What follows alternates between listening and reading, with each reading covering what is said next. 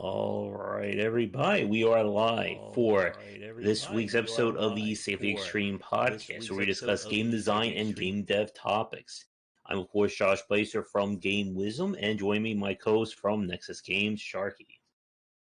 Hello, everybody. I've never been here before, and who are you? Right now, it is a very miserable, rainy-filled day over here on the East Coast. How's it where you're at? It's a very, very hot weather compared to what it's been, Just, I think it was yesterday. It was like 30 degrees, and like the day before that, it was like 10 degrees or something. But today, you know what it is? 75. Oh, jeez. And tomorrow it'll probably be 90 or 100. And we got like 4 or 5 days of rain coming up, too, which is great. Yeah. Huh? It's not like I'm going anywhere, right? We're all still stuck inside. It's just added reason. I mean, maybe it's more reason to go out. Because, I mean, you can go out and play in the rain while, everybody else is staying inside. Because, you don't have to worry so much about the virus. But for today's show, we're going to be discussing the first steps of how to get started with a game studio. And we've kind of spoken about little bits and pieces of this in the past, and we're going to see what we can get through tonight. But before we get there, I guess some brief news. We are knocking on, I think, 7,200 subscribers here on the Game Wisdom channel. So hopefully by the end of the stream, maybe we'll hit that.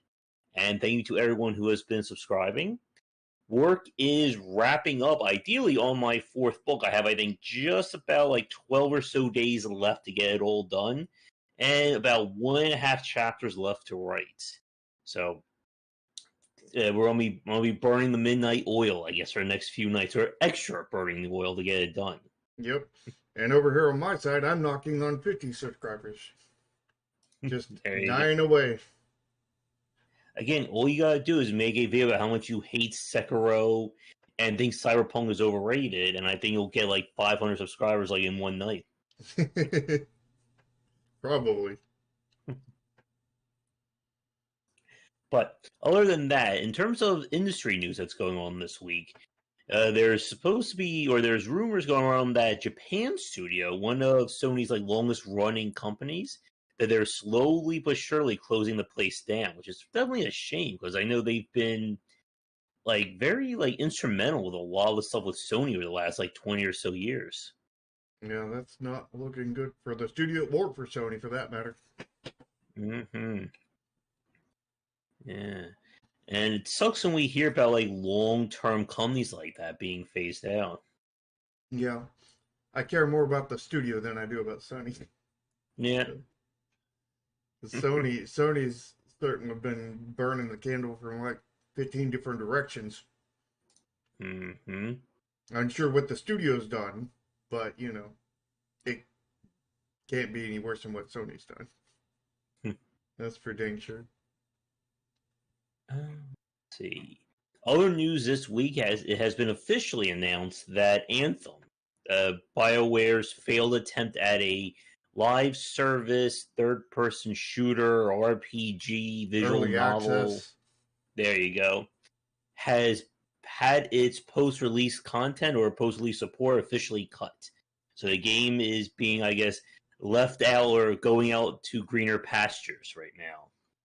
And who could have seen this coming? Everyone? Pretty much, yeah. You know, the writing was on the wall. The second they failed, and they were like, oh, we'll fix it in post. You know, in like a year or two, if you guys buy all the copies. You don't buy all the copies? Well, okay, we're canceling everything. Mm-hmm. Hey, Chris. We're happy with shooter as well. We're happy with the crappy game we gave you because we didn't put much into it, and we're happy that we got more than enough money for that crappy game. So you don't want to give us more money for the crap? Well, we're not going to put more money into the crap. And definitely a case again of, I guess, the BioWare magic failing. They rolled a 1, I guess you could say. They've been rolling a lot of wins lately, as has all the AAAs kind of thing. Question is when will we be saying the same exact thing about Stadia?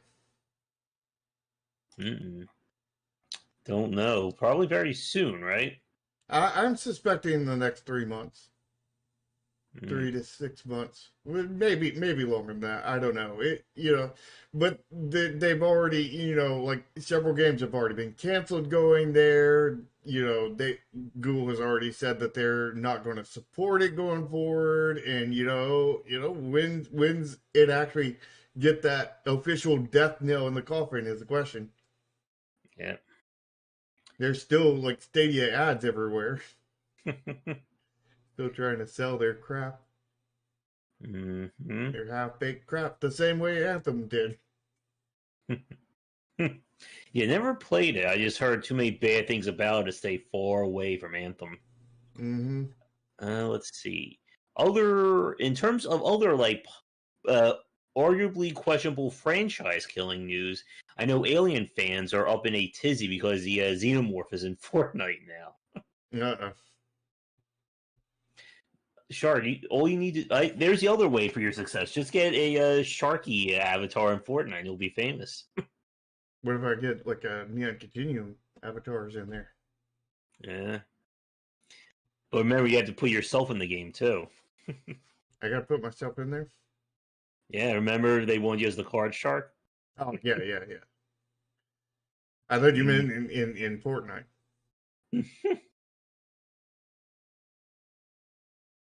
There you go. Yeah, that's what this all means. Yeah, he's gonna be the next ninja. Mm-hmm.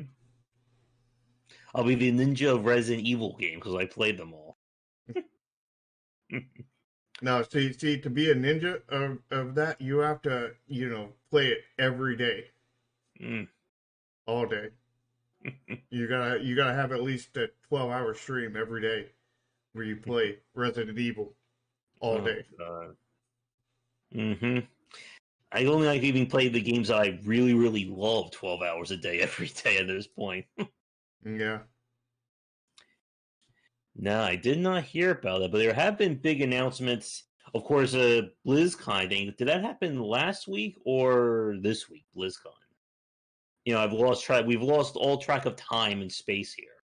I'm unsure. Yeah, and that is weird. And then, of course, Square Enix had their big reveals. People have been talking about Bravely Default 2, and I don't know why. Because that game came out already, right? I I played. don't. The first one did. I don't think the second one did. Well, I played a sequel to Bravely Default. I'm pretty sure, unless I'm hallucinating. I think you might have played a game that was similar to it, and not actually Bravely Default 2. Oh, jeez. I know Thank you you. played a game similar to it. I just don't know about Bravely Default 2. Because I'm pretty sure that I own two games from the Bravely Default franchise. Maybe it was a spinoff. Oh, jeez. And does this mean I'm gonna have to play the Final Fan? No, the Kingdom Hearts when they get released onto Epic. Probably. Oh God. Yeah. Oh God, indeed. It's a 3 game series stretch out to what, like 20 games now? 20 or 30. Oh goodness. And the plot does not even make sense. Even Mm, those who are deeply into the plot. Because like yeah, apparently a lot of stuff is retcon changed and everything, like every, single mhm. game D- kind of thing. is still Mickey Mouse like the Goku of the universe? That's all I need to know? Well, he's like Goku in the hyperbolic time chamber or Okay. something because like he's never around until the last second Hmm. and you can't win Okay. without him. Here it is. I looked this. I love the Wikipedia article for this. A third entry in the series is called Bravely Default 2. Thank you, Square Enix, for your naming conventions there. That's Oh, not exactly extreme. That's just not counting numbers right. that's extremely extreme. So it was called Bravely Second is the sequel, but because it didn't do well enough, they decided to just pretend it never existed, and they're just making the new one Bravely Default 2. Ah, yeah, yeah, that's what I remember. Good. I thought I played a second game. I'm glad that my memory isn't going that badly.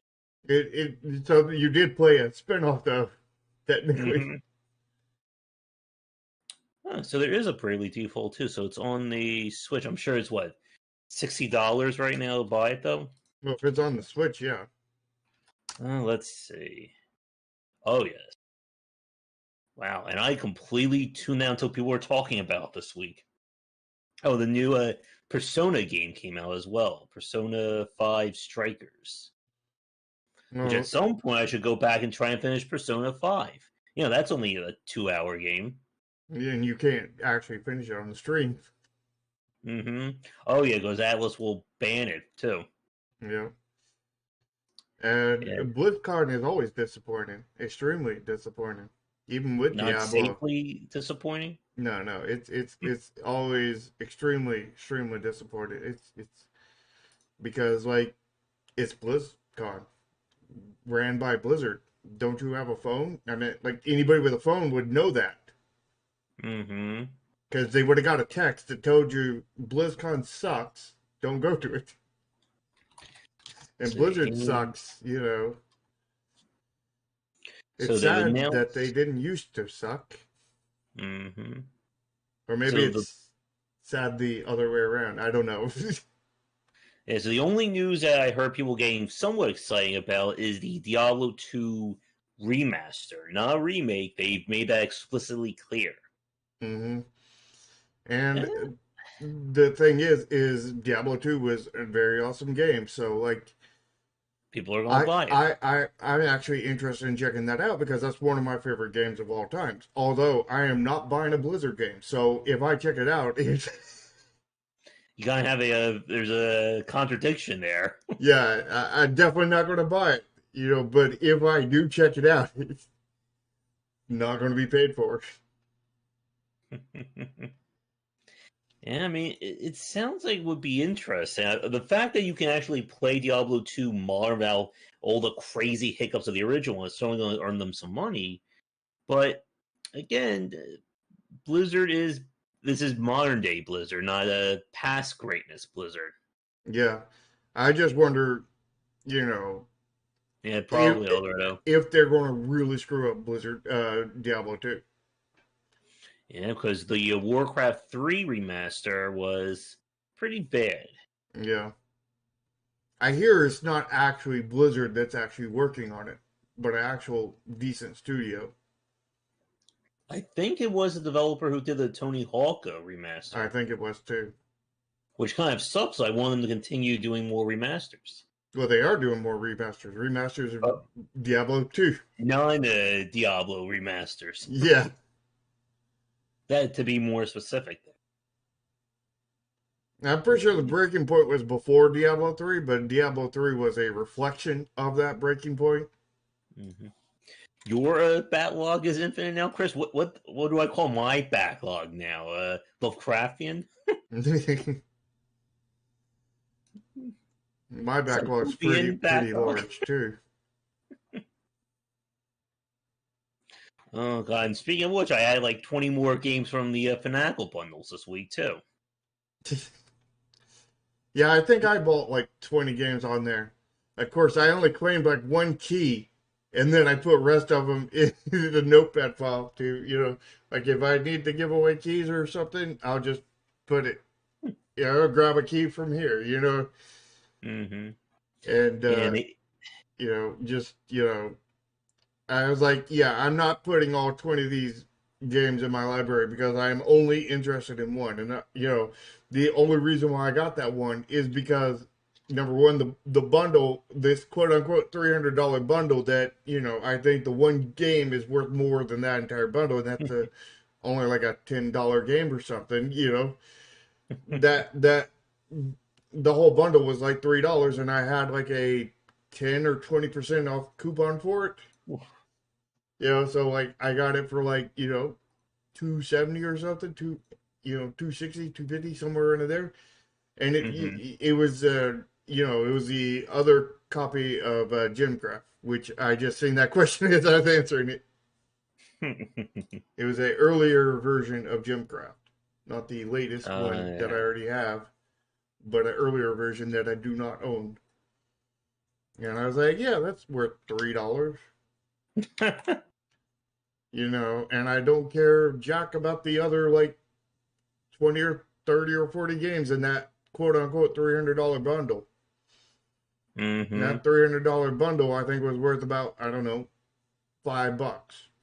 And then Yeah. I paid, $3 for it. Mm-hmm.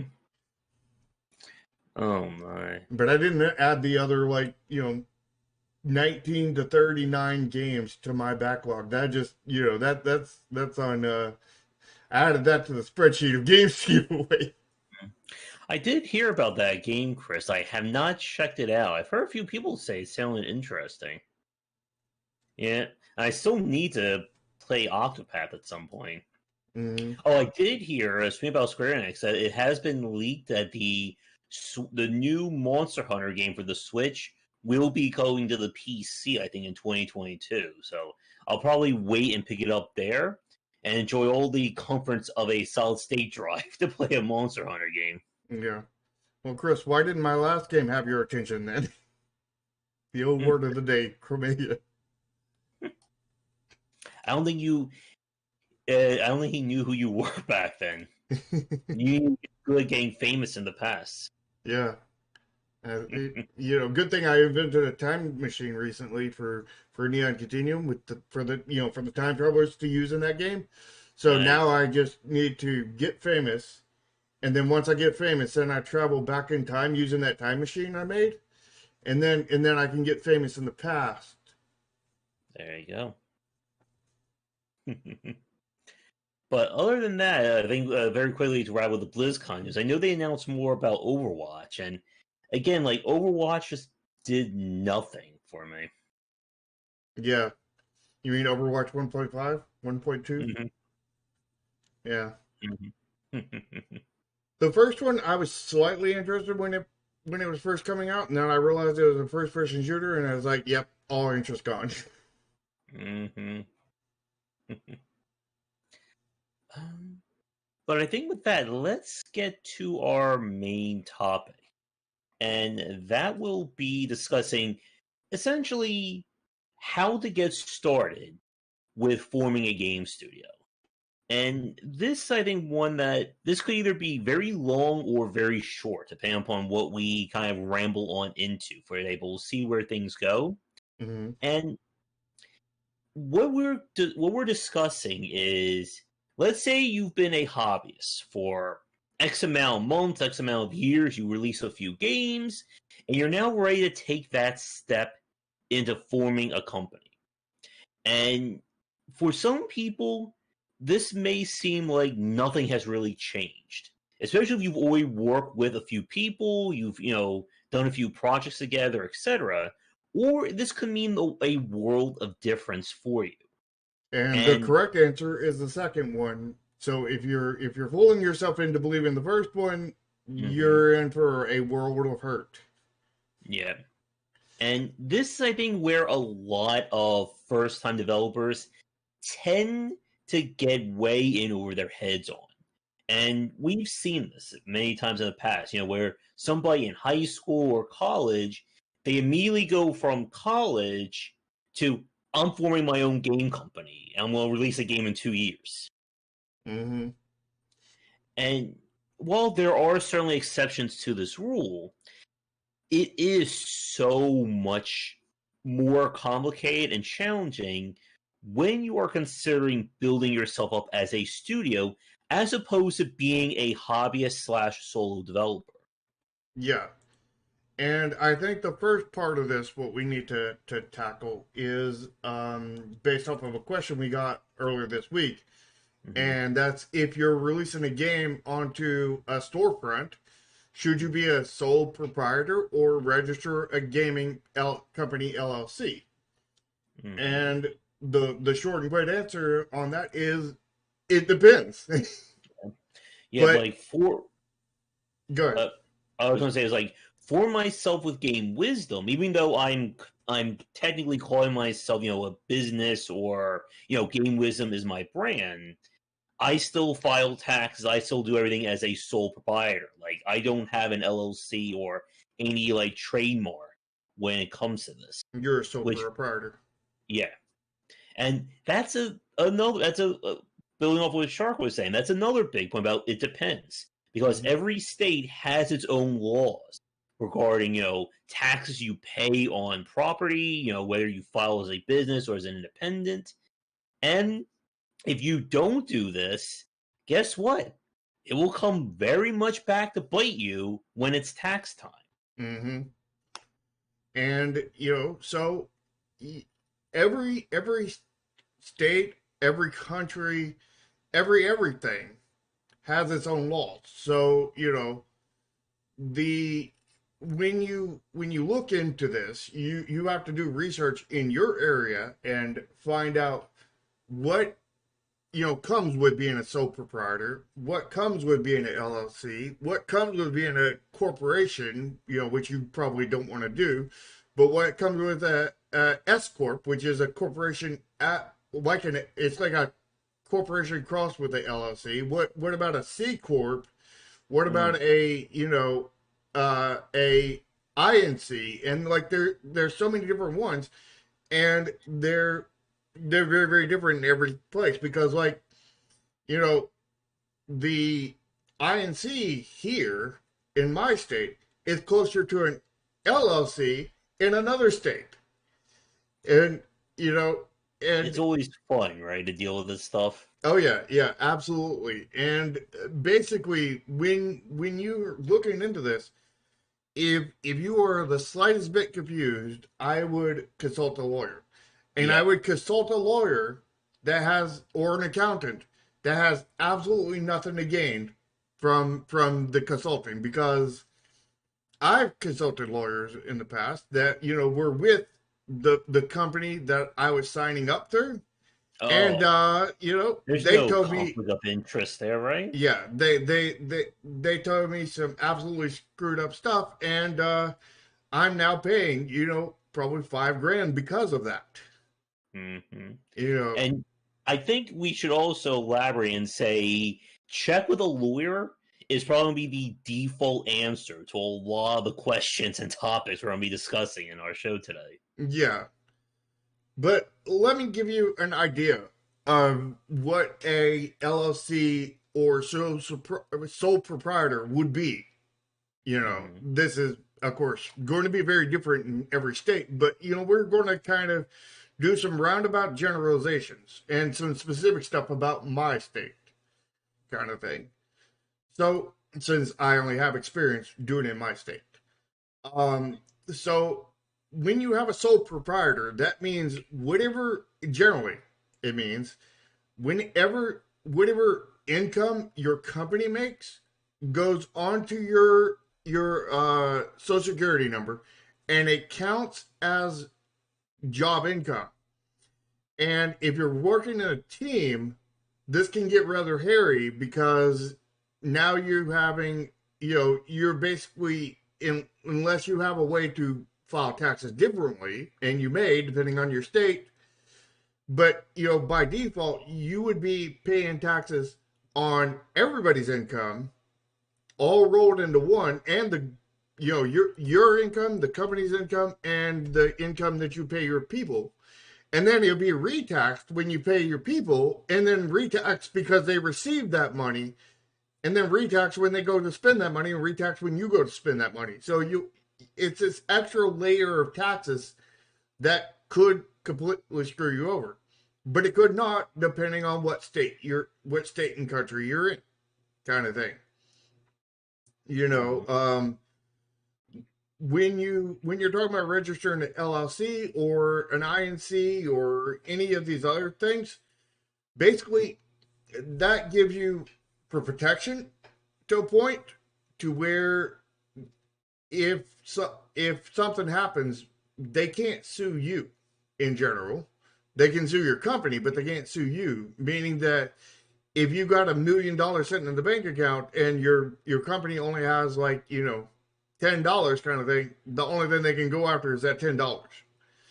Hmm. But that's generally not an issue because I mean we as game designers are not number one trying to do really bad stuff and get sued. Not to mention I don't think we can technically do anything besides stealing stuff, and stuff to actually do anything legal about posting a game on the internet because as long as you're posting a legitimate game that you made, you didn't steal anything from it, there's not Yeah. anything really that you can be directly sued for, kind of thing. I mean, a corporation can come after you for, because they don't like the fact that you use Sky in the name, like Sky News or something stupid like that. But anybody can file anything stupid against you at any time. So, be aware of that, But we're Hmm. talking about like legitimate things, like for legitimate things, as long as you made a legitimate game and didn't steal anything, the protection's pretty mute. Hmm. And speaking about building a game, another point that I think is very important to discuss is when should you actually start to prepare and start to, officially call yourself a studio? Because I remember, like, I think this was like early mid 2010s. I was with a bunch of like local enthusiasts, and we were trying to get together to build like a prototype for a game. And one of them, before we even had any code down, was like, you know what? I want to file. Let's get our trademark right now. We can pay for it. Maybe I can take out a little bit of office space. I'm just sitting there going, we don't even have like one thing on screen yet, and he's already wanting to, file an LLC and make ourselves official. Yeah, not a good idea. Yeah, and again, part of this conversation is thinking about taking that step when it is time to officially call yourself a studio. And as we've said, a lot of this is really going to depend, A, on where you're at in terms of your skill set and what you've been able to put out. And again, B, excuse me, what are the laws regarding this in your state? And like we've said, if you're the default answer for a lot of these things we're talking about is ask a lawyer. And again, Sharky and I are not lawyers, so do not take anything that we say as legal advice here. Mm-hmm. And to get into that kind of thing, when you register an LLC, perhaps in my state, we'll talk about my state specifically. My state is one of the most harsh states in the U.S. So it will likely be very different in your state. But in my state, when you register an LLC, you have to pay, I think it's, if I remember right, it was $500 to file for I think it was $700 for the initial filing. And when you file, you have to have a company account linked to that, which to start up a company account in my area, the bank I went to, requires a minimum of $1,000 to start it up. And if you do not have at least $2,000 into the account, then they will start nickel and diming you every single month. And by nickel and diming you, I mean like they're charging you, I think like $50, $100 every month to keep your account, as long as you don't have $2,000 in there. So at this point, I had to put $2,000 into that account and could not touch it. So, that's like $2,700 at that point. And, then I had to file a bunch of other stuff, and I cannot remember how many things I filed, but there was probably like $200 here, $500 here, $300 here, $100 here, $200 here. There was a bunch of, bullcrap, basically, that I had to file and, get everything right and all this other stuff. And, then after that, then once I started the LLC, that got the LLC for me. Every year, I had to renew it. And the renewal costed, I think in my state, $500. Plus, I have to have a registered agent that I have to pay a fee for, which is $100 a month. Which, from my understanding, a registered agent does absolutely nothing. Because I became my own registered agent like 3 or 4 years ago, kind of thing, paying myself $100 a month, and I have done literally nothing. Because apparently the only thing it is basically putting a name there. That is all it takes, is basically a name from, everything that I have seen going forward. And basically it's a name and remembering to pay your stuff. Send you a reminder to pay your bills, and that's it. And even if you don't remember, I mean, you will remember because it's tax season, so it's time to start, filing your taxes, kind of thing, and that's when your renewals are. That's pretty much what it boils down to, from my understanding of it. And that's $100 a month, kind of thing, until you take it into your own hands. Which there were several months several years before I actually took it in. So that was several $100 wasted. Mm-hmm. And then on top of that, every state has different laws. But my particular state says that even if you did not even have a product for sale, Mm-hmm. even if you did not have anything, you have to file taxes because they're going to charge you $100 on your taxes because you have an LLC. It's the LLC fee on your Yeah. taxes every year. So that's like $700-800 a month that you have to pay every year to keep your LLC going. And here's the thing: is if you want to close your LLC, Mm-hmm. if stuff goes wrong and you want to close it, kind of thing. Not only do you have to make sure all your taxes and everything else is right and good, because they won't approve you to close it. They won't let you out until you're paid up. They Yep. will force you to stay in as an LLC because they did that to me. And because I did not know about the minimum $100 to file taxes. Because I got advice from a lawyer in another state that says, yeah, you don't have to do that because you didn't in his state. But And that's another that's another really big point to clarify. If you do move or you change your state, you should consult a lawyer of that state. Because as we said, just as every law is different, the lawyers will only know the law irrespective to the state that they're in. So I, if you're in Pennsylvania, for instance, and you move to, I don't know, California, the law may be a little bit different in that move. actually, you probably need to talk to two lawyers, one from each state. Oh, yeah, if you're transferring too. Yeah. Don't you love the legal system, Oh, people? yeah. Yeah. And I love how it's different in every state. The legal system is, I think, the true soul like of this country right there. Yeah. But, you have to, renew it every year. Now, there's some states where you pay $50 one time and that's it. You're done. And there's some that's like $50 a month. Some like mine where, it's, horrible upfront cost and horrible every year cost and, mandatory filing taxes every year, even if you don't have anything to sell.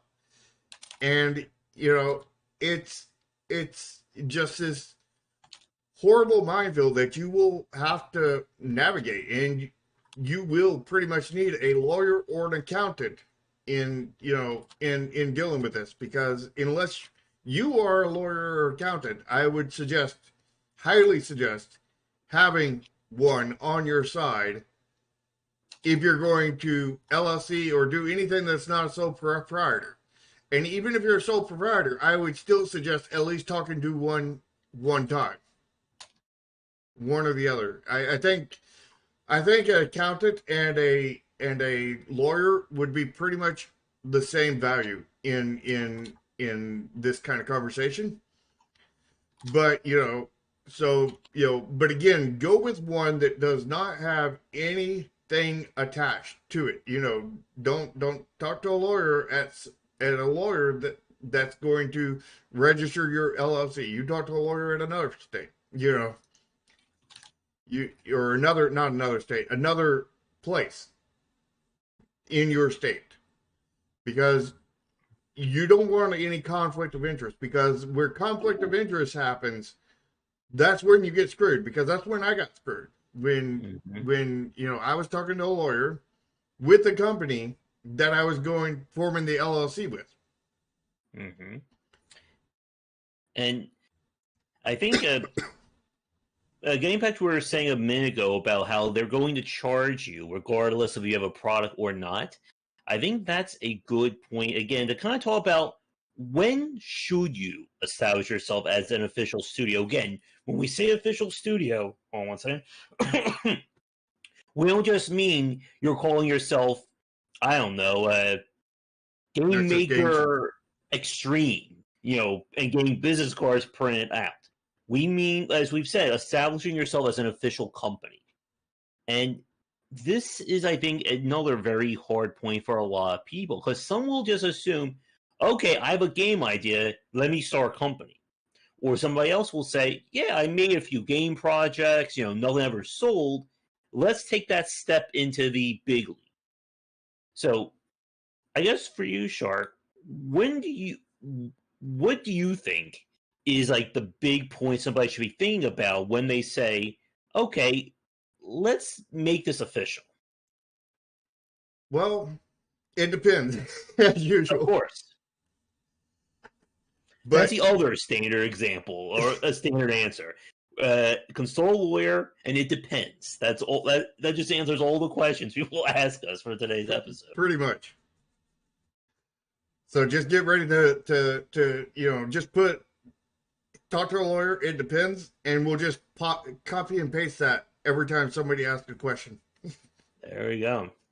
But the when to start it, like, I mean, when you're starting a company, I mean, you need to, start it seriously. Like,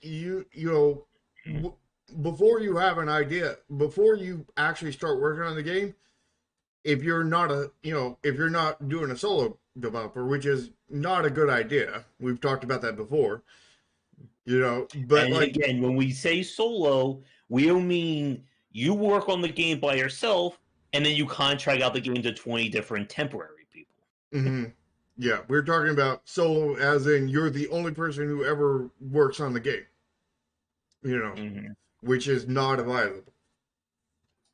But unless if you're not solo kind of thing, you need to be thinking about money that you're going to be paying your outsourcers. You need to be thinking about, money that you're going to be paying your team members and whatnot, and all this stuff. And the team member stuff needs to be written down in some kind of contract before you even start, because I have seen so many games that 3 or 4 friends decide to start working on it, and then Oh, yeah. and then one screws everybody over and says, I'm not going to work on it, but you promised me a lot of money, so give me a lot of money, kind of thing. And the Ooh, game never gets done, and the game dies permanently. yeah, So and that's another important lesson. When you're consulting a lawyer about setting things up, you also need to get some kind of contract written up as well.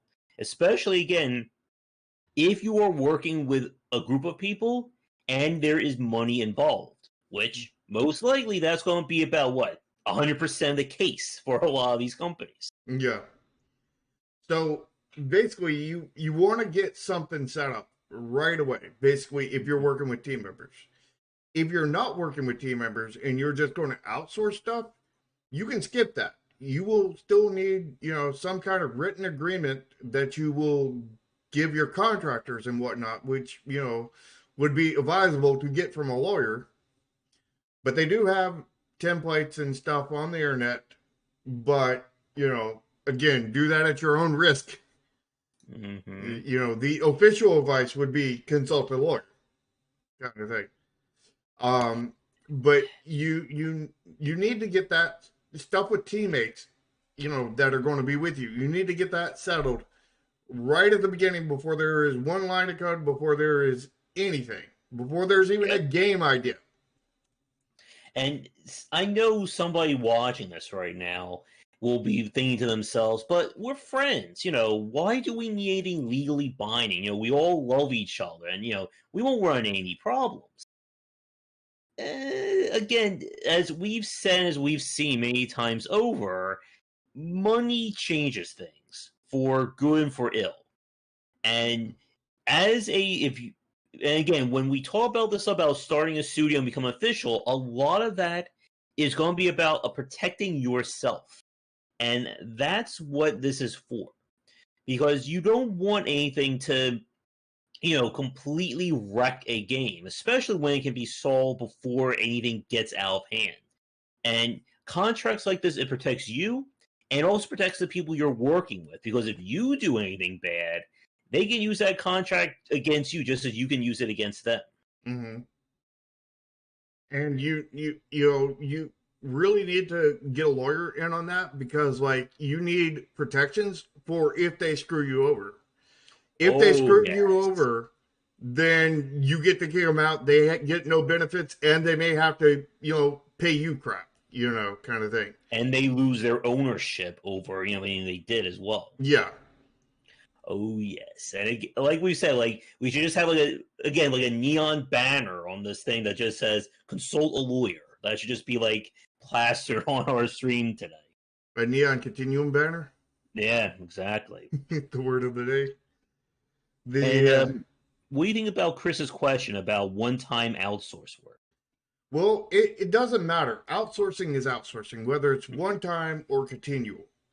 You know, continuum just means that it's one time that you then do again, and again and again. You can outsource somebody to make music for game A, and then you finish game A kind of thing. They finish their contract, and you release that game. And now you're working on game B, so and you like the job they did, so you outsource to them again, kind of thing. I mean, that's perfectly normal if you're happy with each other's services, kind of thing.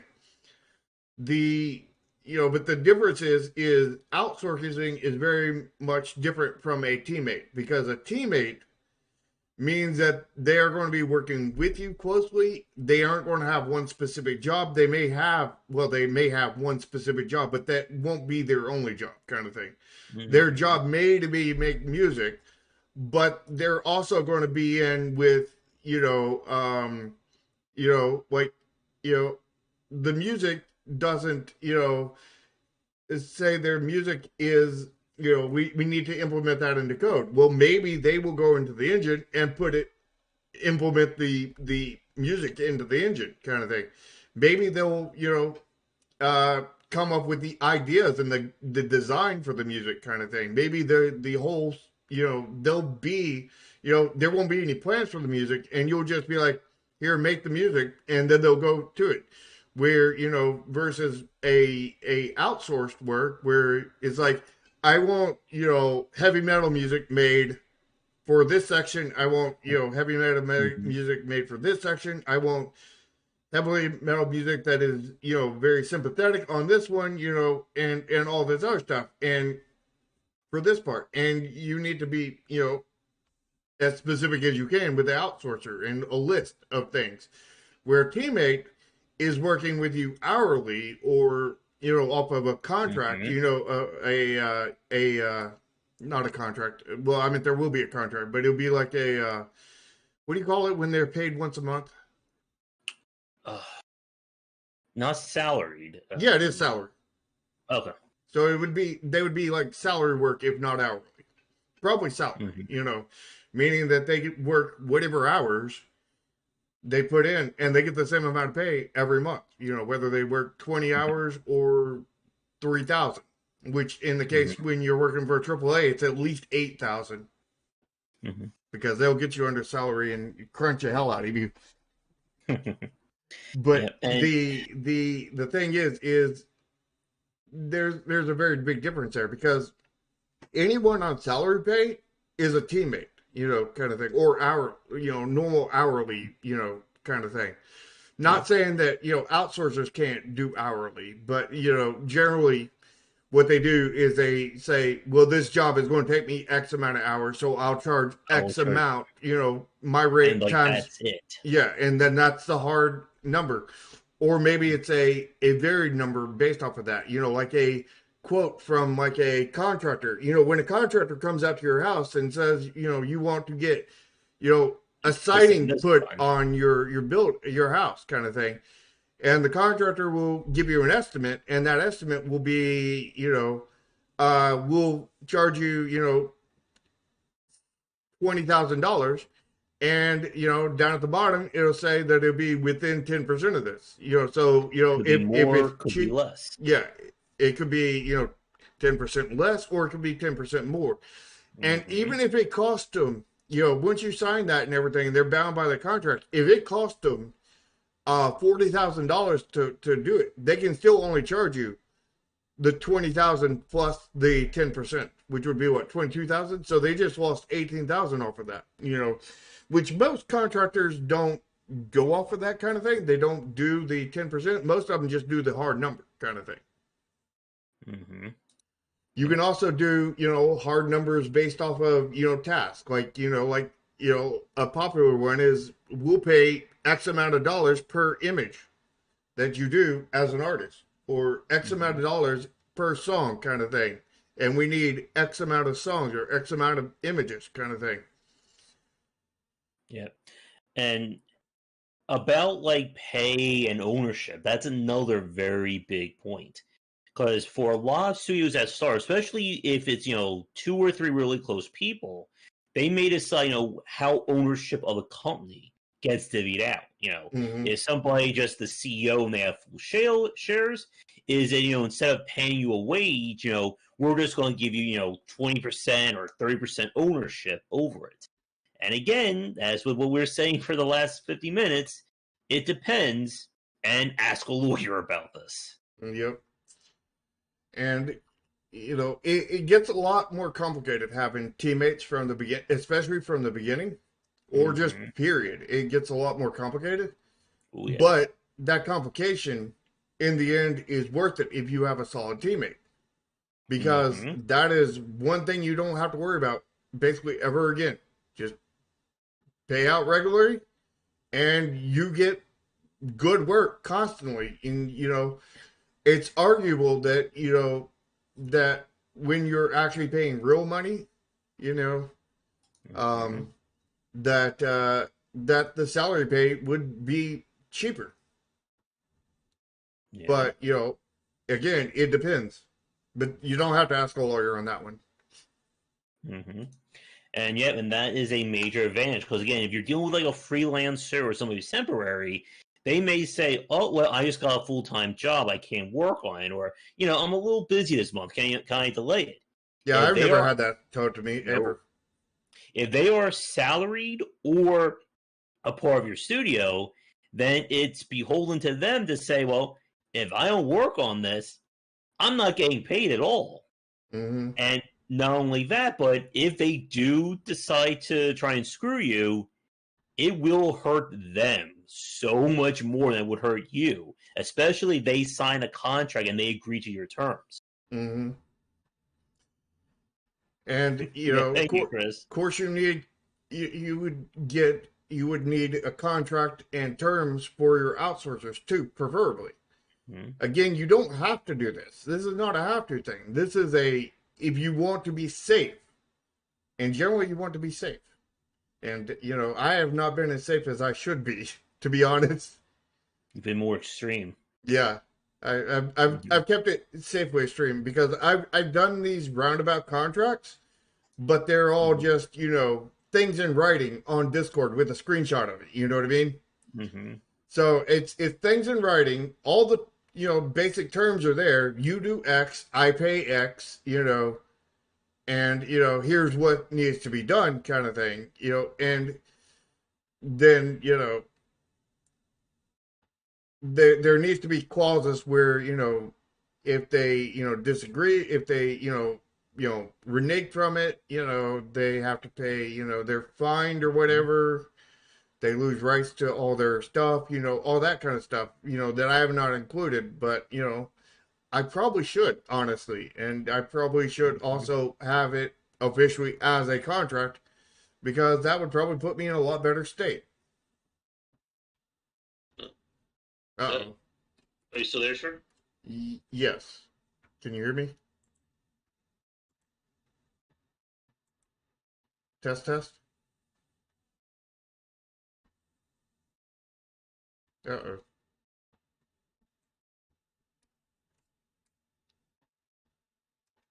Uh, my dang. Okay, I can hear you. Can you hear me? Yeah. Okay. My dang, headset plug in for my case. I've got my new case. I've got to replace it. I Okay, so where did we stop off at? think you were talking about paying money, and then it About just what? cut out.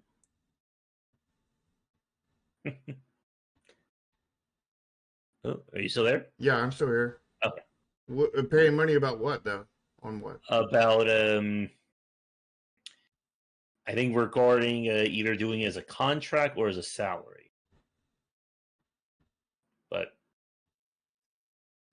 Now I'm Does anyone know closed. what Shark was saying just before things got cut off?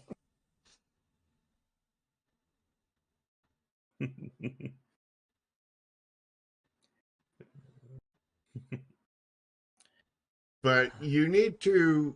It would be better to have things. You know, you want things in writing as a bare minimum, but it would be better to have like official legal contracts. You know, and I Notarize, etc. and I probably need to go that way myself. And I'm not Mm-hmm. that way. I just do it in writing with an agreement kind of thing.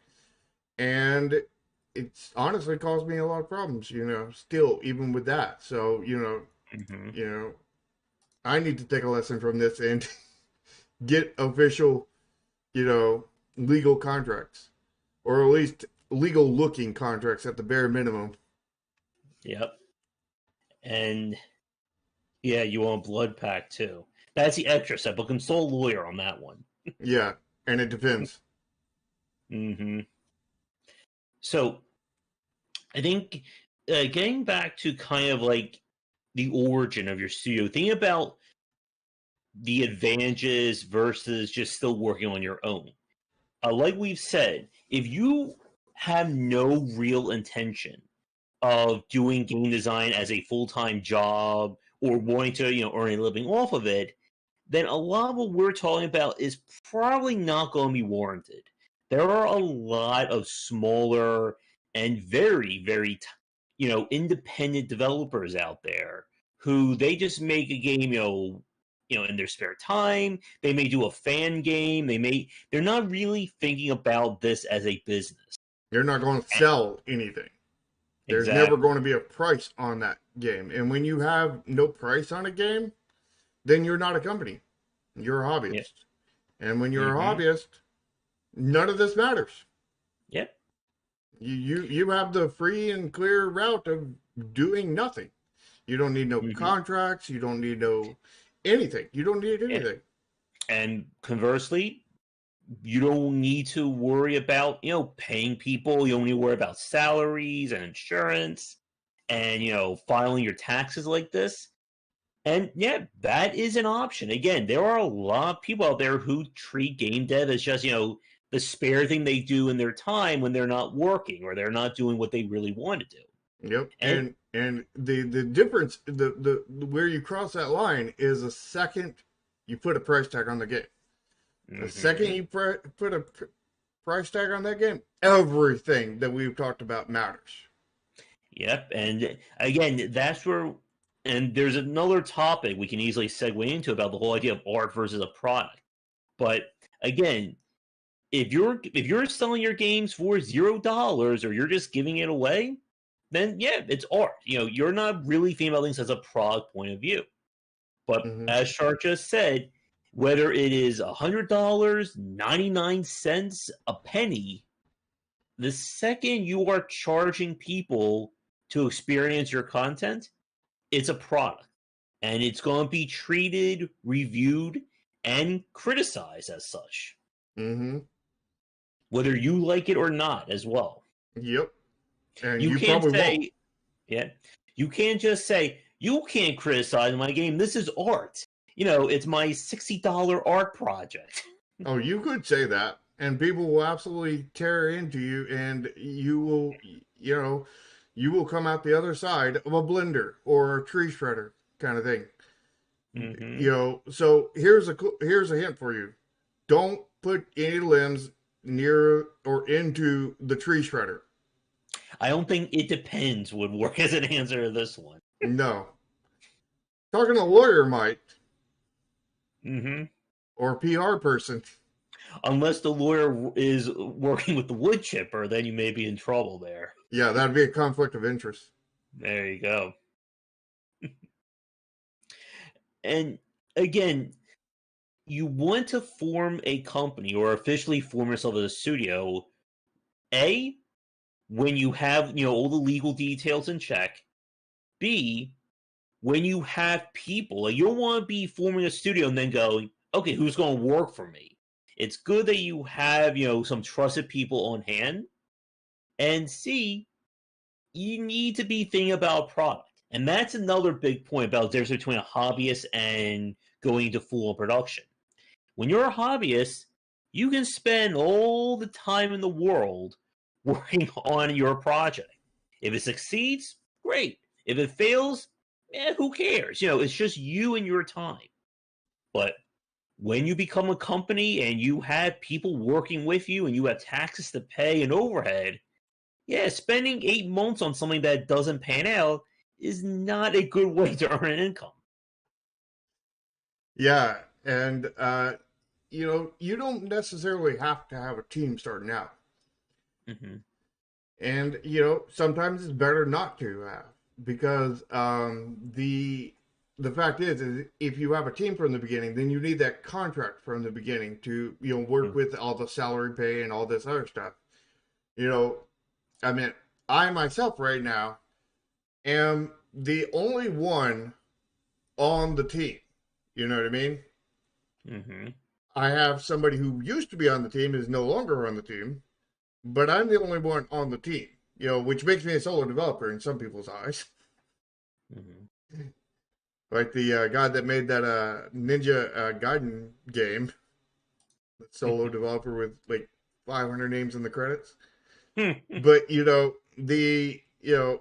I am a solo as much as he is, or even more solo than him, because I have far less people that I outsource to.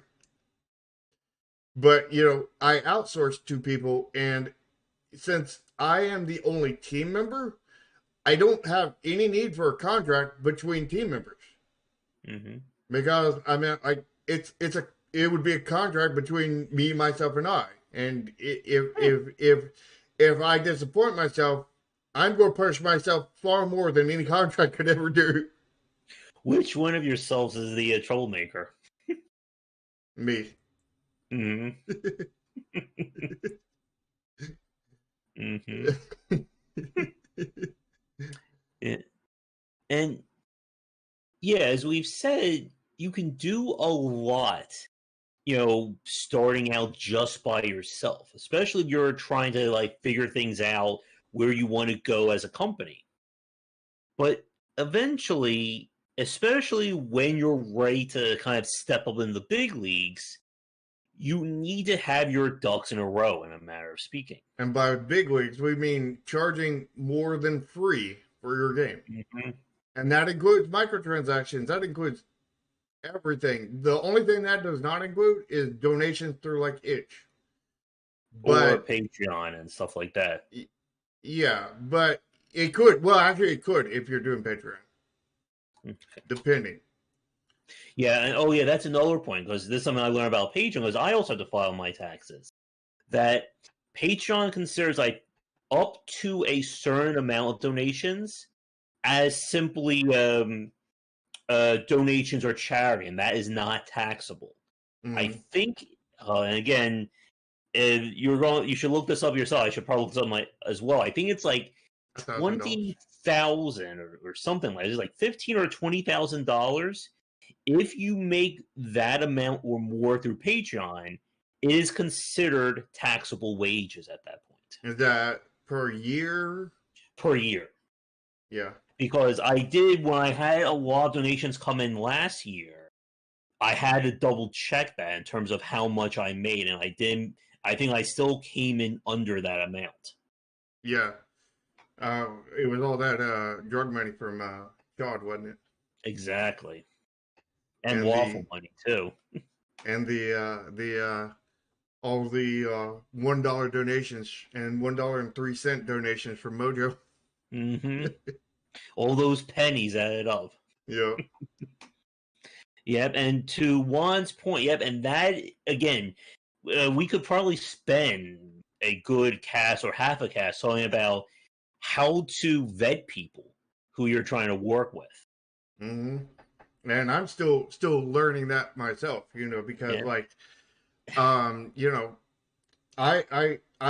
vetted a person as best as I could, and Mm-hmm. when I hired people, and there's been several times when I hired somebody, and the next day they quit.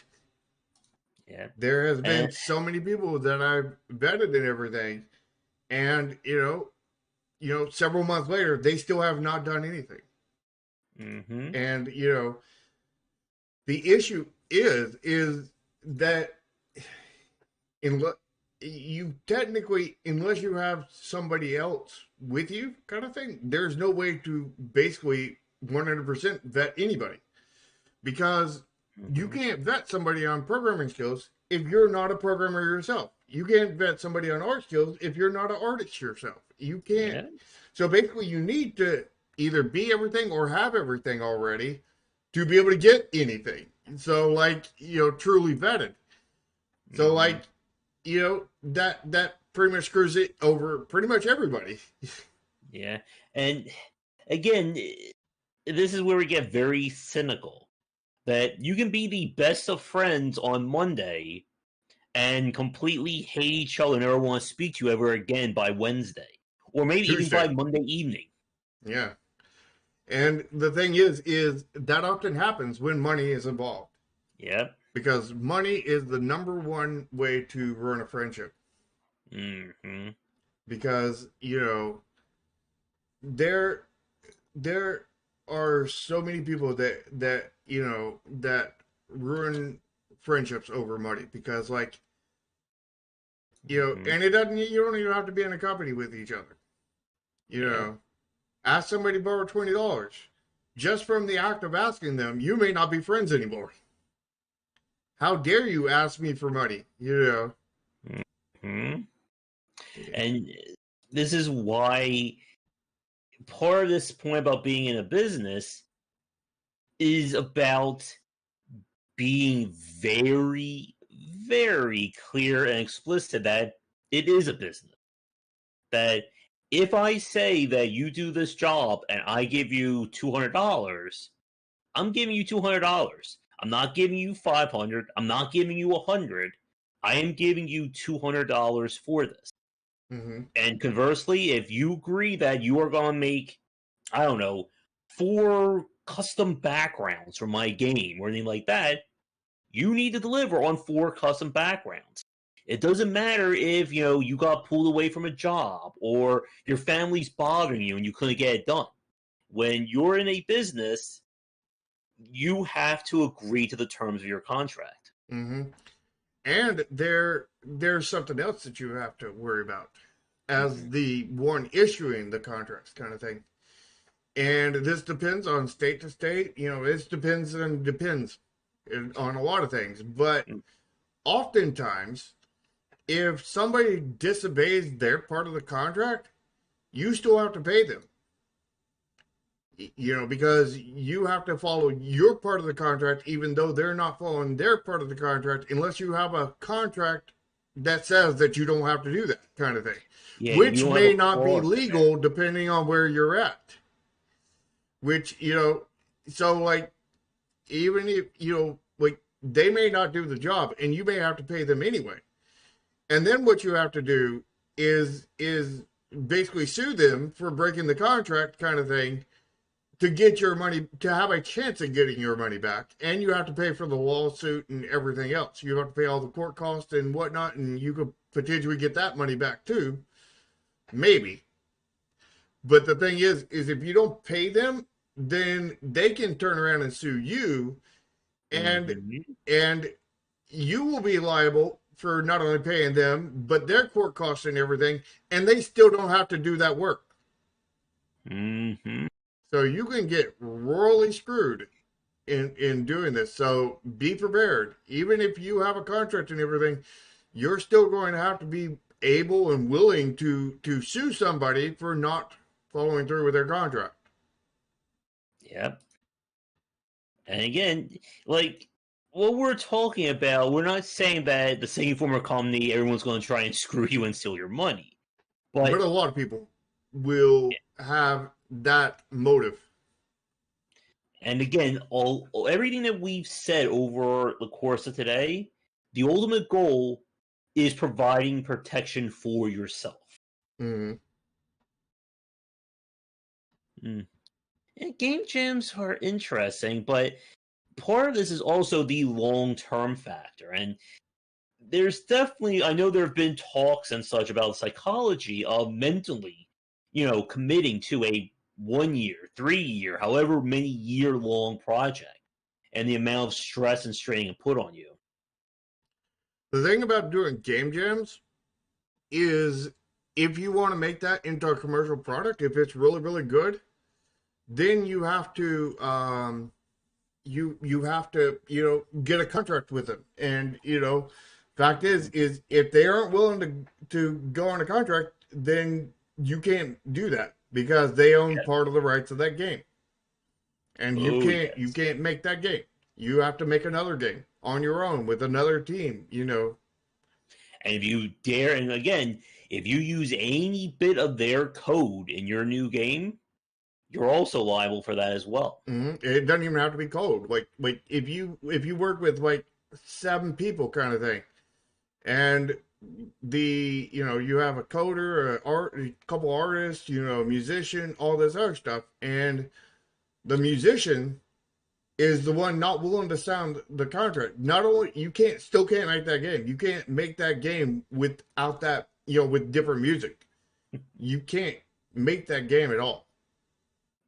Mm-hmm. Because the fact is the artist will say that he had some kind of creative input on there that shaped the game, and you're now liable. Yep. And the thing is that's their word versus your word. And when it comes to your word versus their word, you're the company, you're the big guy, they're the small guy, they win. Mm-hmm. Pretty much all the time. So you'll be screwed. Mm-hmm. So, if everybody who made it is not willing to go commercial with it, don't even bother. That game is dead. Yeah. That game has no life. Now you could do a game inspired by that game. Mm-hmm. But you can't do that game. You can't do a full version of that game. Mm-hmm. Yeah, the shark is the big fish. I'm the biggest of fish.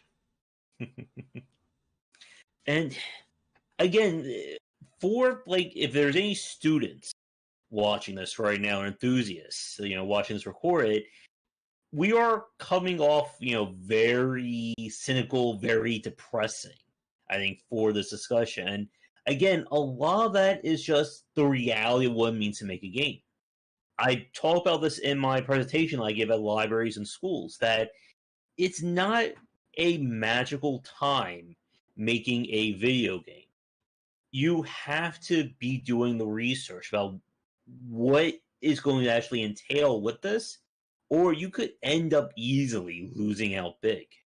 Yeah, or it's actually Bowerware magic. Mm-hmm. Now, Mike has a question, and I don't quite understand it. Do you understand that question? About the activism? Yeah, the creator controls the price unless it can be stolen. Is it because of the activism, i.e., anti-capitalist? Don't know 100%. I don't know either. Mm-hmm. Mike, could you rephrase that question? Mm-hmm. But while we wait for the delay there, when you do form yourself a studio and you're thinking about your game, another big point about this, Activision, thank you, Mm-hmm. is about being able to plan this out. And this is something I think for a lot of starting out developers that, it's a fate worse than death. Having to actually sit down and think, okay, how long reasonably can we do this? How do we keep track of everything? And it is something that you need to consider when building your project. At least if you're doing a team. Mm-hmm. If you're doing outsourcing, you have far more freedom there. Oh, and something we didn't tackle earlier, and I meant to, was that basically, when do you file for an LLC if you're going to go that route, or an INC, or anything like that? Mm-hmm. And the question in general, it depends. But in my state, They charge by year. And, since I do not have a team and I just use outsourcing, aka I'm a solo developer to some people, even though I'm not solo at all, um, because there isn't a direct team that I have to worry about salaries and everything with. The best time for me in my state to file for an LLC or INC or S corp, C corp, or any of that other stuff is less than a year before I release a game, because and preferably after February, because February, the renewal in my state is always in February. So if you start your LLC, February 27th, then February 28th, you're going to have to pay that 700 or something dollar renewal. But if you start your company on, you know, March 1st, then you don't have to pay the renewal for an entire year. It's funny how that one day will make all the difference, kind of thing. Just and you want ideally to make sure that you will release the game before to get to the next February, because that's way you have to pay less renewals, kind of thing. So it's cheaper, but again, some states have it where you pay one time and you're done. You just a $50 upfront and you're done. You don't have to pay anything monthly. You don't have to do anything anyway. And that doesn't even speak for other countries, kind of thing. And again, LLCs and C corps and all that stuff is different in every state. Mm-hmm. Not to mention the rules that go with each one of them. Yeah. And there again, so much about this is really going to depend on what your own status is in terms of your projects, your own skill set and so on. And where you live at. Mm-hmm. And what you want and what your goals are. Yeah. Because all these things tax differently. Because like some, tax it where the tax comes up front. So that way when you pay it out to people, kind of thing, you get more money. Some tax it in the end so that you get less money, but it causes less taxes for the company. So the individuals get less, but the company gets more. And there's all different kinds of ways they tax things, and the orders that they tax things based off of what kind of, whether you're a sole proprietor, LLC, C corp, all this other stuff, and all that stuff is different in every state. So like if the LLC taxes the coming in, in Tennessee, but taxes the going out in Nevada, and maybe even taxes the in between in Ohio, and maybe all kinds of different other things. Like everyone is different. So like an LLC for me in my state is completely different, probably completely different than an LLC for you in your state. Mm-hmm. Again, the joys of the legal system. They're like completely different things, basically. It's like none of these things should have the same name. Mm-hmm. Because an LLC in your state is nothing like the LLC in another state. Because what's funny is there's probably literally a state where the LLC is in let's say state A is the exact same thing as the INC in another state, state B, which is the exact same thing as a C corp in state C. And then you look at the C corp, and it's like they just took and shuffled them around. They took the exact same thing and shuffled around the names between them. There's probably a case of that somewhere. Mm-hmm. What's an LLC? Do you know the actual The Full term. name, it's a Yeah. limited liability company. It's company, not corporation. Okay. At least as far as I know of.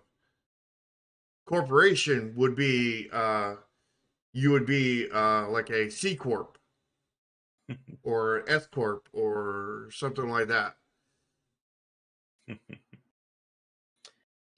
And I think to switch over to continue this conversation, like as we've said, once you become official, you have Facebook to. official. What was that? Facebook official. Yeah, Facebook official. What Lick and Leg? The Lick and Leg channel. There we go. That sounds like a DMIA channel, though, Yeah, too. But once you start coming up with, so let's say you've come with your product, you have people working for you, you are ready to get going with everything. Where do you go from there as a studio? And part of that is being able to manage people. And again, ultimately, one of the big things about going into running a studio versus being on yourself is the very fact that you have to manage other people. You mm-hmm. need somebody there to know, okay, what are we doing today? What's left to be done? And how long, estimate wise, is it going to take to get this all done? Because another way that first time studios and indies fail is that they don't understand the management process. And like we've said many times over, a game development that ran flawlessly should not be taking five plus 10 plus years to get a single game out there. Nope. And I hate to say this, I know there are developers who have probably watching this or watching this record who probably have spent that long or working that long on a game, but no, it just does not take that long if everything was working right. Yeah. Now then, if you're a hobbyist and then you convert it into that's a completely different story. Yeah, if you're working on this, part time, like if it's just your side project that you do whenever you have, an hour to yourself, then again, disregard what we're saying. If you are running an actual studio, you are paying wages or, you're contracting people, and it is taking you 7 to 10 years, that is a major problem. Mm-hmm. Which I'm sadly working towards that major problem. Mm-hmm. As we speak. Yeah. And again, like Stardew Valley is one of those very weird cases because he originally started out just by himself, and then the project gained a lot of momentum. Mm-hmm. And we've seen stuff like that happen. Again, going back to the Game Jam example, Forger, Super Hot.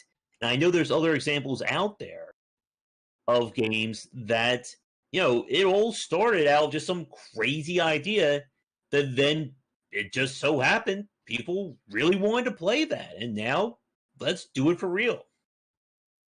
And Mike says a 5-year game would stand a better chance than a 5 to 12-month game. No, I would say a 12-month game would stand a lot better chance than a 5-year game. But a 5-month game, yeah, the 5-year game would stand a better chance, I think. But and again, it all depends on what is the actual work that's being done in that time. Yeah, the normal and ideal game cycle would be 12 to 36 months, aka 1 to 3 years.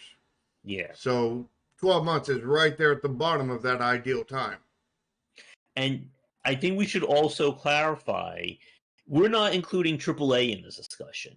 When you have, dozens, if not hundreds of employees all across the world in 2 to 3 different studios who are designing all the assets and all the work for these kinds of games. Yeah, I mean, but maybe we need to include them because there's so many AAA studios that are coming here to listen to us and get our advice on how to make their games. Because we're going to be hired by Blizzard tomorrow, right? I mean, Bobby Kotick right now is watching this video right now, and he's like, these guys know what they're doing, and he's like, we're going to do what they say. Yeah.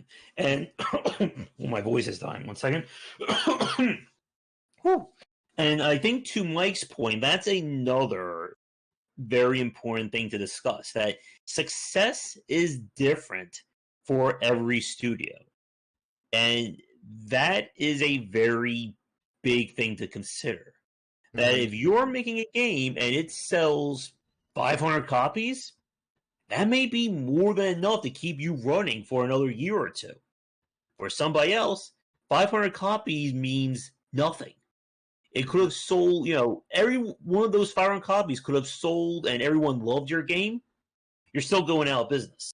Yeah, and that's exactly what happened with the last game that I released. Mm-hmm. Because it sold 127 copies, I think it was, which was not even enough to pay for the LLC stuff I paid for.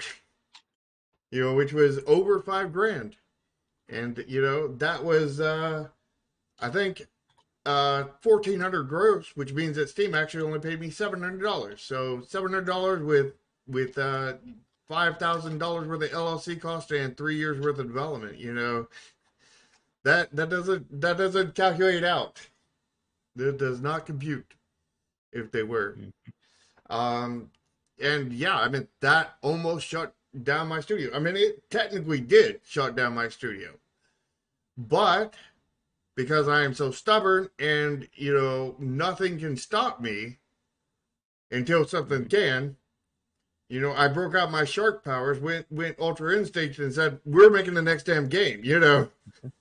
Go to Laura and say, I'm just gonna go Ultra Instinct and see what they say about that. Yeah, they said it depends.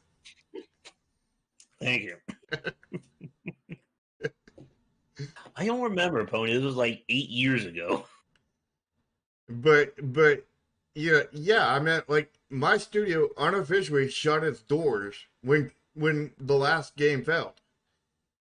When Chromasia failed, I meant my studio unofficially shut its doors, and things vastly changed after that. And it was because of determination, some luck, and a tax bill that I still owe for probably about $5,000 right now, that is lording over me. That I'm able to even continue. And make Neon continue. And it's really hard and really causing a lot of issues. And the fact that development hell has struck this game to where I can't keep people hired and I can't get people to actually work when I do hire them, it's caused all kinds of issues. And hopefully it does not reach a breaking point to where we can't continue, because there is definitely that chance, and I am fighting every day to prevent that from happening. And it's hard, and that's the thing you guys need to discover is it. This thing does not depend. It is hard. It doesn't depend on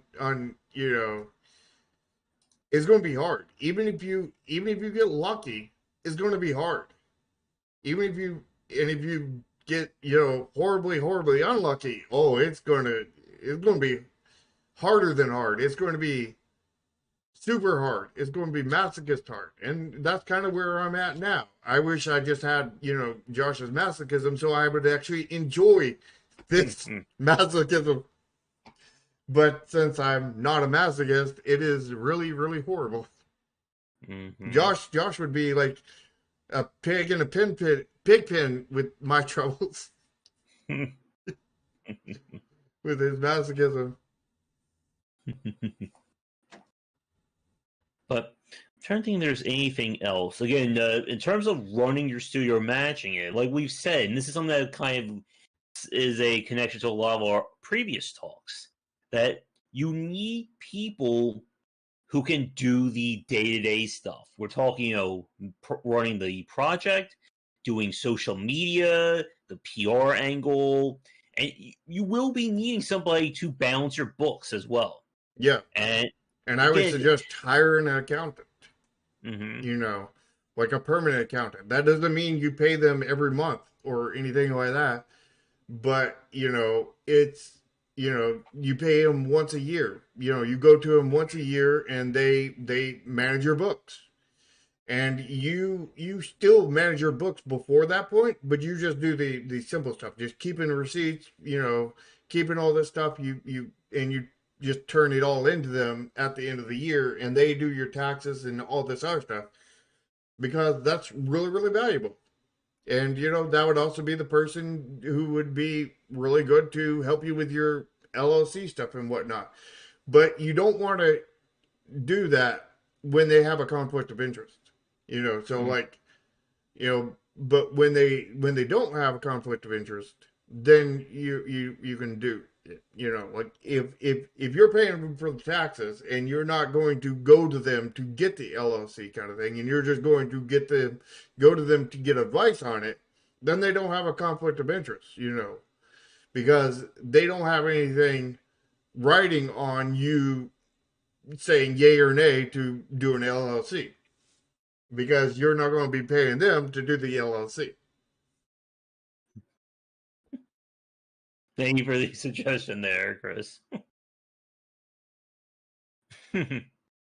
Exactly, Pony. Yeah, and again, a lot, as we said, a lot of this is going to be about doing the work and doing the research on how to get all this going. Even if you do everything right, you can still end up losing, unfortunately. Mm-hmm. As we've said many times before, what we talk about is mitigating the risks. It's, you're still playing Russian roulette, but it's one bullet versus five in the chamber. Mm-hmm. So you'll have a 1 in 6 chance of getting a bullet in the head versus a 6 out of 6 chance of getting a bullet in the head. Mm-hmm. And yeah, to Ratsail's comment about you won't do this for profit, again, that is part of it. doing, doing that, thank you, Ogo. But that people get in this game industry not to bounce books and sit in business meetings and, console a lawyer on everything that depends on things. And That depends. exactly. But at the end of the day, and I think I'm about out of topic, so I'll throw this over to you after this point, then we'll see where we go. But at the end of the day, if you want this to be financially viable, if you are staking your livelihood, your home, your family, your business on whether or not your game succeeds or not, that's true, Chris, you have to consider this stuff. And this isn't just Shark and I saying this.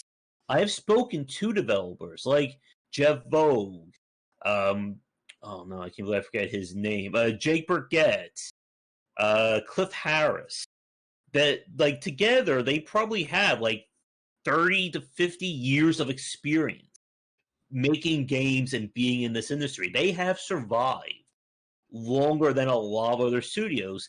This, in spite of not making games that are as I guess, impactful or as commercially popping as what you would think. They have managed to survive without making an Among Us or making a Fortnite or anything like that. And part of that is understanding the business side of this. And that's where being a game studio comes in. It's about learning and figuring out that, yes, having my entire team go on break for 6 months while we relax and not do anything may not help us when it comes time to pay our income or pay our overhead at the end of this year. Maybe, doing some crazy experimental thing and spending the next 2 years on with no idea if it would even work is not good when we don't have any other money coming in. Mm-hmm. And I know Jake himself has made several talks on this topic. And here's my final point, and this is, a very big one. The game that you want to make versus the game that you can make or that you should make are often two very different things. It may be you may really want to make that one of a kind visual novel open world first person shooter souls like roguelite, and you'll spend 15 years of your life to do it, and it may turn out to be the game that you love. But is it going to be the game that's going to keep your lights on? Is it going to be the game that's going to allow you to pay your mortgage? Is it a game that's even going to earn you 1 cent? I don't know. And sometimes making that game that it may not be as artistically fulfilling, but if it earns you enough money, enough experience, so you can then go on to make that dream game, it may be worth it to put that dream game aside and make the game that you know, or at least you can reasonably assume will earn you an income. Yeah. I mean, this goes without saying. Don't ever start with your dream game, because that's the reason why they're called dream games is because you can only dream about them until you've achieved your dream. Until you are living the dream, you cannot make the dream game. Yeah. Until you are well off, and you're in a really good position, and you're like, we could have a complete failure and spend $5 billion on it, kind of thing. You're not in a position to make your dream game, basically. And you have to make games that are feasible and get to the point where you're living the dream with $5 billion you can just drop at a drop of a hat and waste before you can make the dream game. And I think one's tip also works. Just have a rich relative die and inherit all their money, and then you can do whatever you want. Once. Yeah. And if it doesn't work, then you just wasted all that money and you're broke and living in a gutter. Now then, one thing I need to clarify from what Josh said, Josh was talking about how your home was on the line and everything. Don't ever mortgage your house or your car or anything else to make a game. Because and that's the Cuphead example, that they took a second mortgage out on their home to finish the game. But again, they had the backing of Microsoft at that point. But as we've said, there's always two sides to this. Cuphead turned out amazingly well. That studio is now, established for a very long time. It could have failed, and they could have all been homeless. Yeah, they would have been literally homeless. They would have lost their house. And the thing is the odds are that they would have lost their house. Because the odds are that game would have failed. They were just, they did enough risk mitigation. They spun that, Russian roulette, and they only had probably only one bullet in those 6 chambers, kind of thing. And when they pulled the trigger, it was a blank. It was an empty one. Yeah. And to Chris's comment, I don't believe they had a Kickstarter. They did that after Microsoft officially came on as the publisher for the game, and they decided to expand the scope about it. Which is a lot safer position to be in. Because, but that doesn't mean that it's safe by any means. It is super risky and super dangerous, and they honestly shouldn't have done it. But they did. And the gamble paid off. Yeah, and again, it is all about risk. I have Shark and I'm sure you guys watching this as well, you have probably seen several examples of your favorite indie companies, games or studios that made your favorite titles still go out of business. And it can happen. You can have somebody who made something horrible, something that should not have even came close to succeeding, blow up, and now they're living the dream at that point. Yeah, like Flappy Bird. And there is no, like we said, there are no set guidelines for this, other than it depends and ask a lawyer. That is set in stone. But we need a stone now, like a gravestone that says it depends. Ask a lawyer. Yeah, and that's a really good point. What Alberto just said.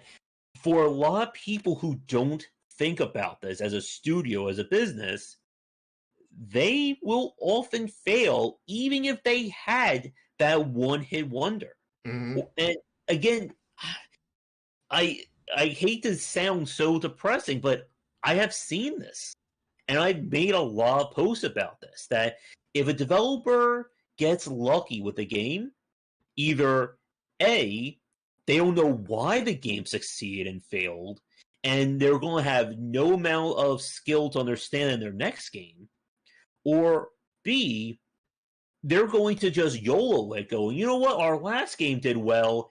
Let's just, take all that money. We'll take out a few mortgages and we'll get all this money together, and we're going to make the dream 15-year game.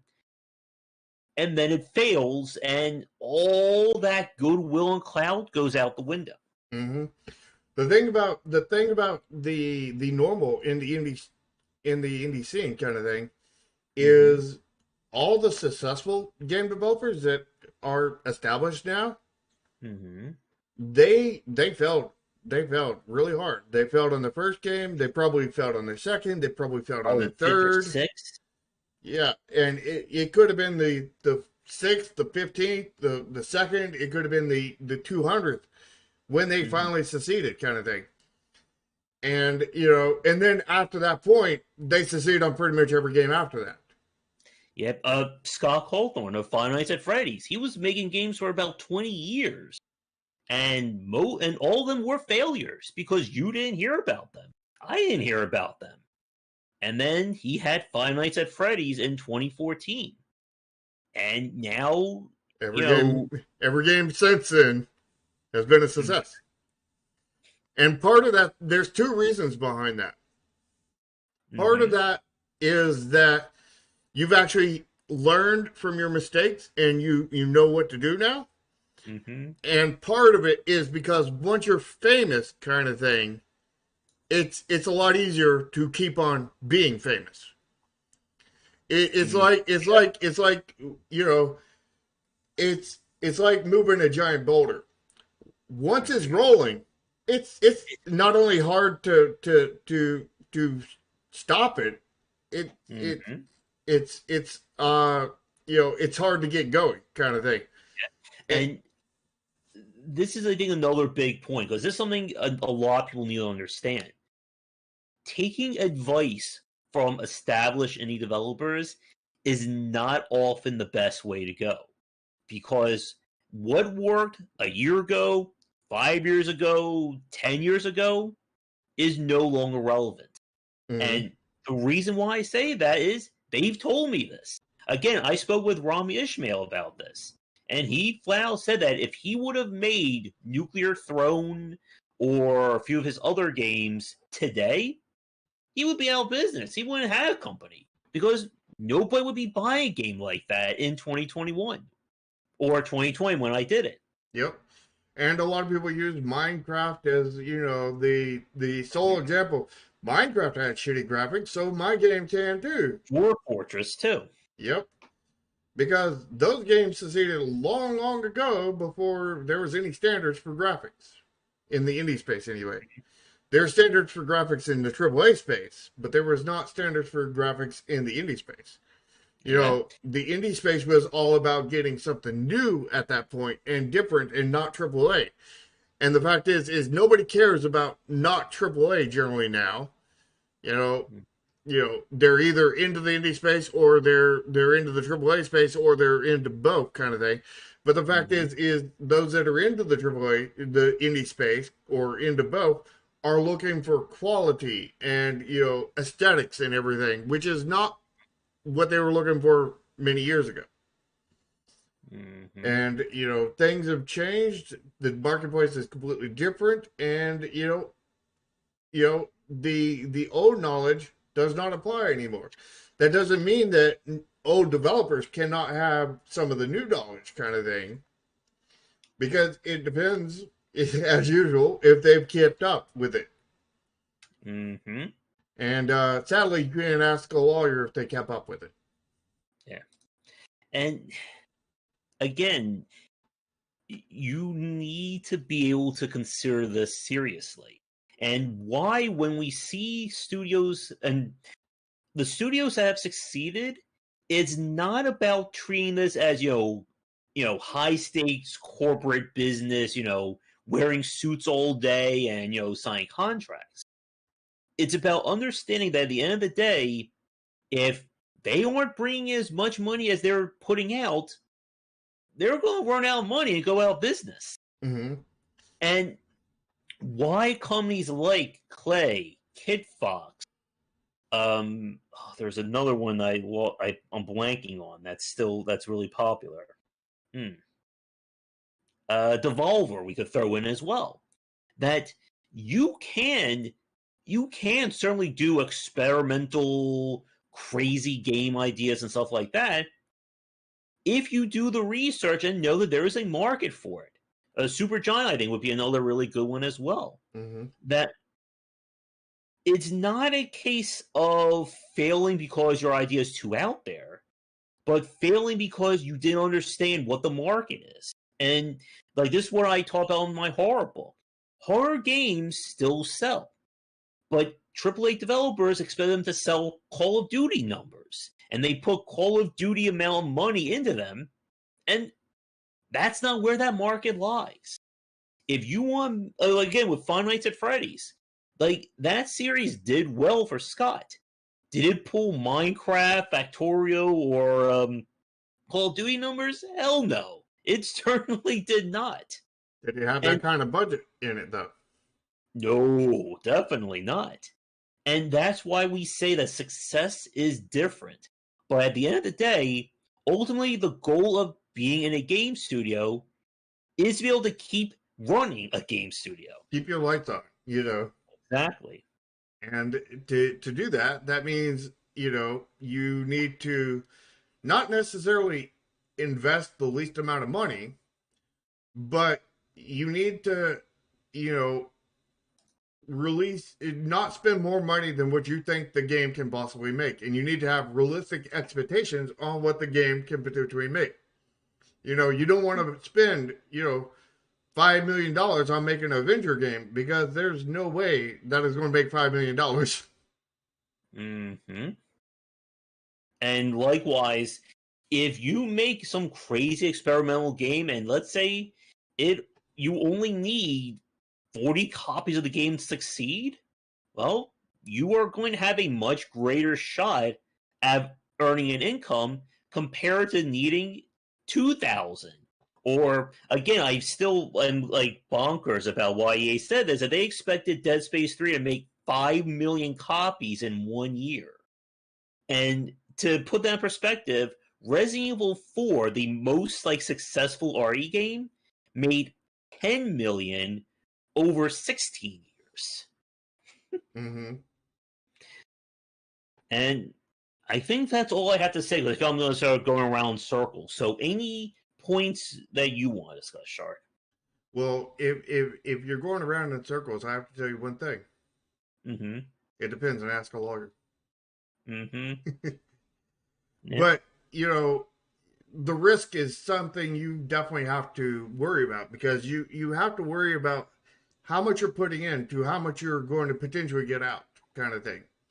Mm-hmm. And that is something that you have to do with reading the market and whatnot. And you will need to read the market no matter what.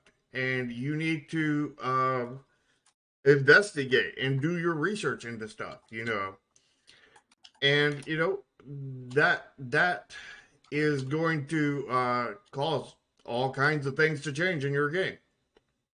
Mm-hmm. I researched, card games. And you know what the thing I found out about card games? There's not very many card games out there. There's not very many at all. At least when you're talking about CCGs, not the, stuff like Slay the Spire and stuff like that. When you're talking about actual CCGs, there's not very many out there. Do you know why there's not very many out there?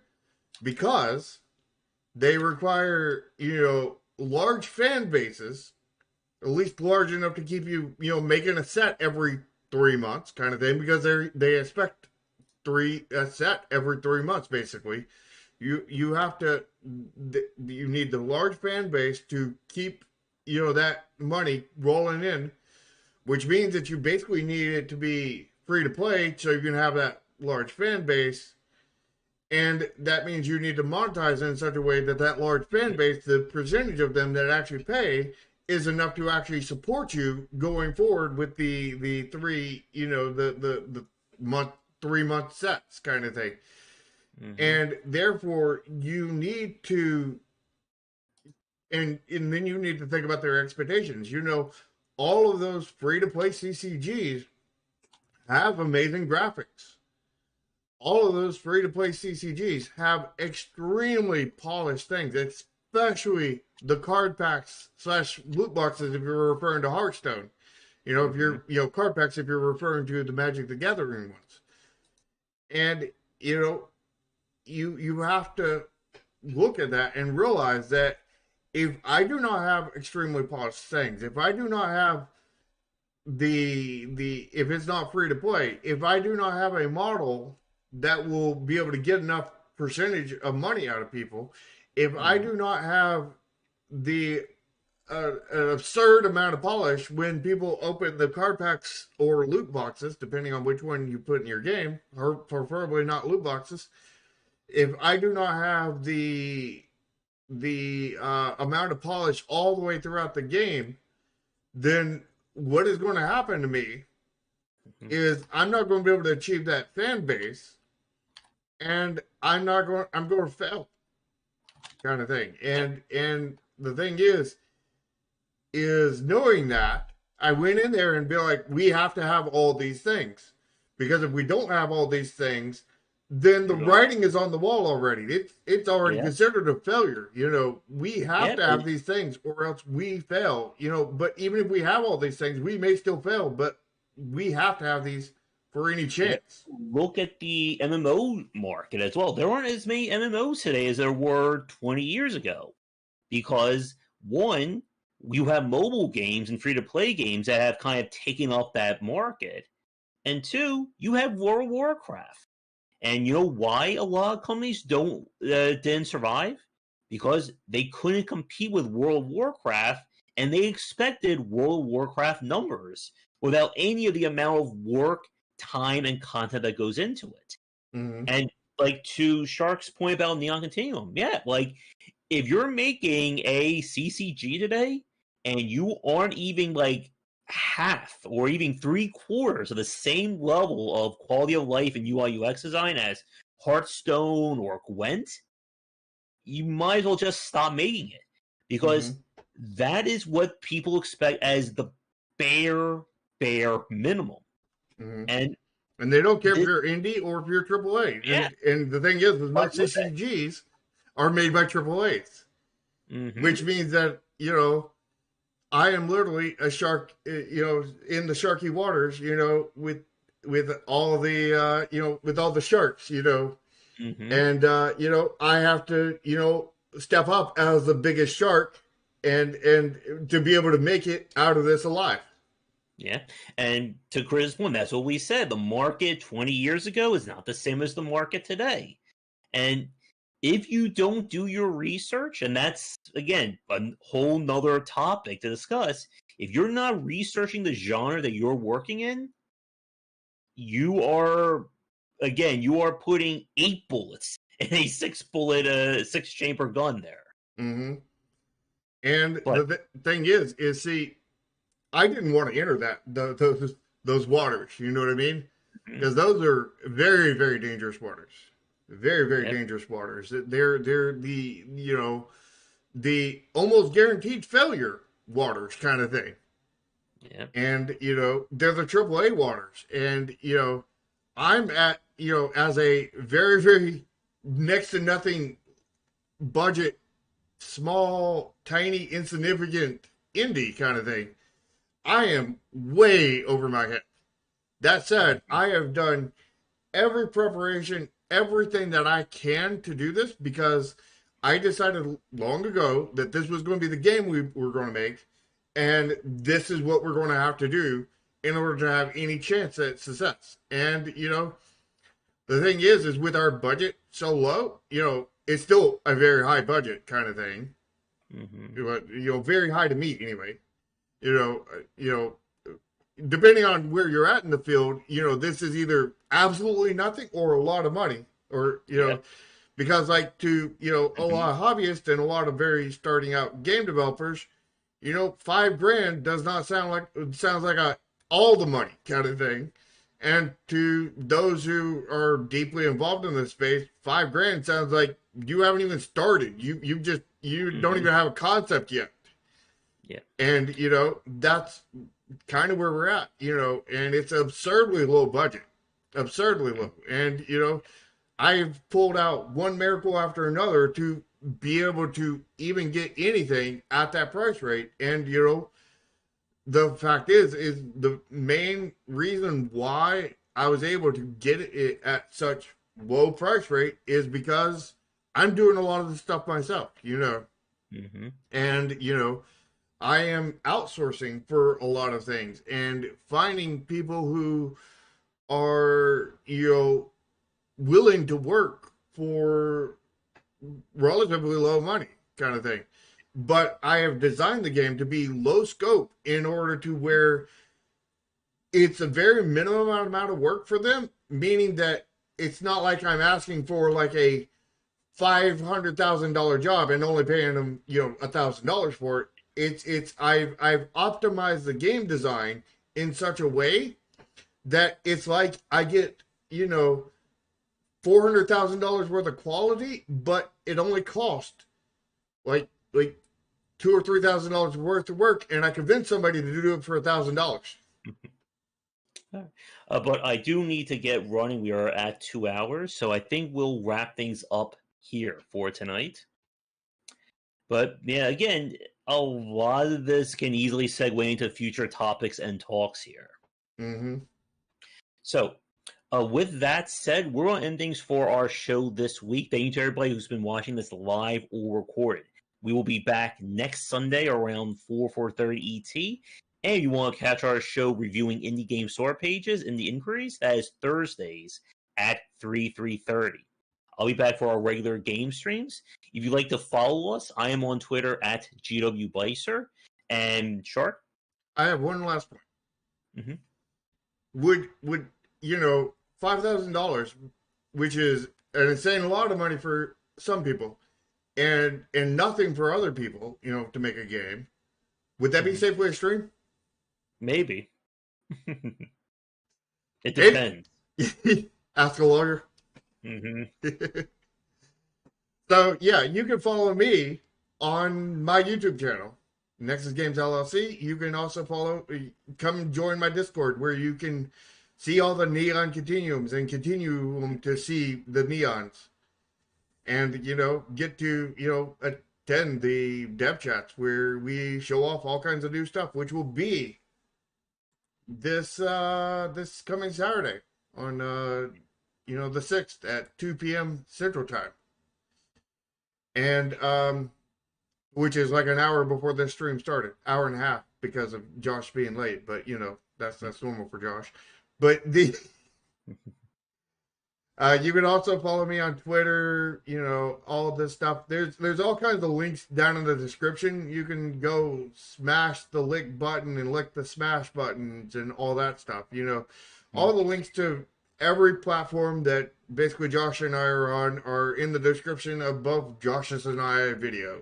So if you're interested in anything we do, then come lick the smash button on all of them. All right. So with that said, come back for daily discussions on game design here and on game wisdom, where is in the art and science of games. And until next time, everybody, take care. And see you on OnlyFans, apparently.